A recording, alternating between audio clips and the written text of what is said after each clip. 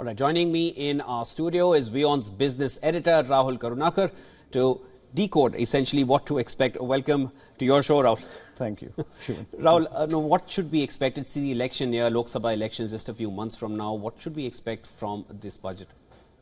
This budget is different from regular budgets. This will be a vote on account, which means the government will look at giving out a budget just for accounting for expenses until the new government is formed. It's going to be an interim budget. That's what we call it. Now, what to expect? We cannot expect any big ticket announcements. It's going to be just the expenditure and the planning. Obviously, when a budget is made, the process starts in October for the next financial year.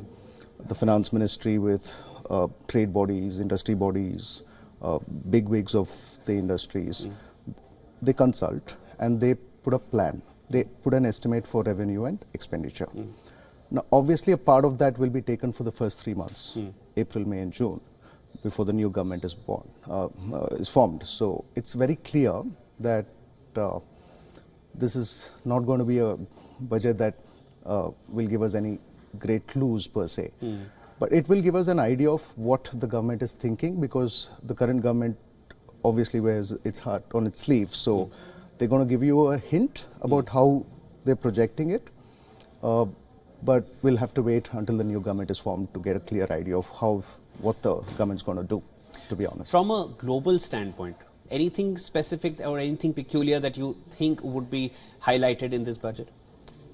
Yes, because we're going to get an idea of what the fiscal deficit target is going to be, right? That's important. That's what foreign investors, foreign governments, all of them look for.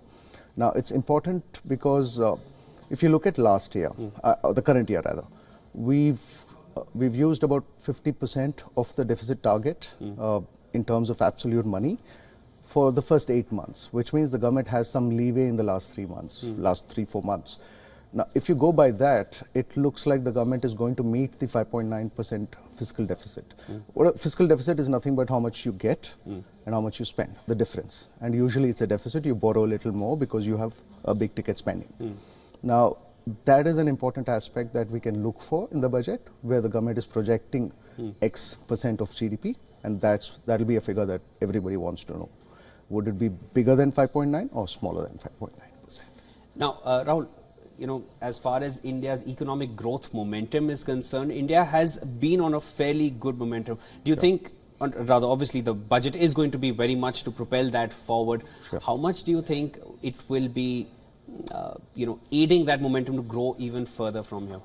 I think if you look at it, the government is already projecting 7.3% for next year, which is higher than what it is currently, which means they are looking at big capital expenditure next year.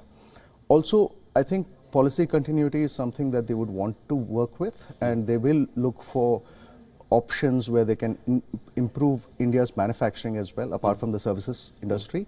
And we have seen that. We've seen them trying to open the doors for foreign investors to come and put money to manufacture out of India.